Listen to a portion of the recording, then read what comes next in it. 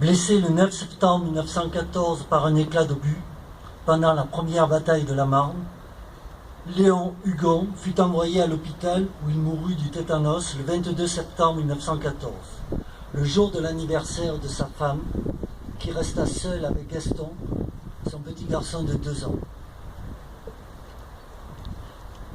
Mon cher Léon, j'ai bien reçu votre lettre, et je me doute du martyre que vous vivez. Battez-vous contre la souffrance et n'allez pas du côté de la mort. Oui, il faudrait protester aujourd'hui. Nous n'avons pas le droit de partir à la guerre avec obligation.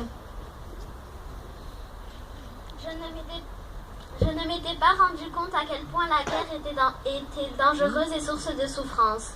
Vous vous êtes battu et vous êtes gravement blessé pour sauver votre pays. Votre lettre crie la cruauté et l'absurdité de la guerre. J'espère que nous, les enfants de maintenant, nous n'en connaîtrons jamais. Votre lettre m'a beaucoup attristée.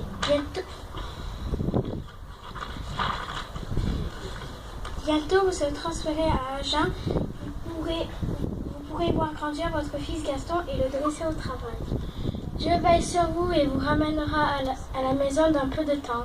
Gardez courage, votre famille vous embrasse bien fort.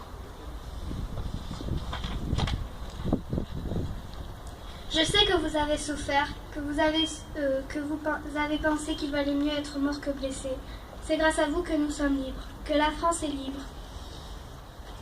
Il y a beaucoup de personnes qui sont mortes pour la France pendant cette guerre, mais ne croyez pas que les Allemands aient fait cette guerre au-dessus de leur plein gré. Nous sommes à Arles, mardi 11 novembre 2014. Bien cher Hugon Léon, nous sommes en France, à Arles, à l'école Émile Loubet, dans la classe de CM2. Nous avons 10 ans et nous avons lu ta lettre avec beaucoup d'amour, avec beaucoup de patience, avec beaucoup de gentillesse. Car tu t'es battu pour sauver la France. Alors nous te disons...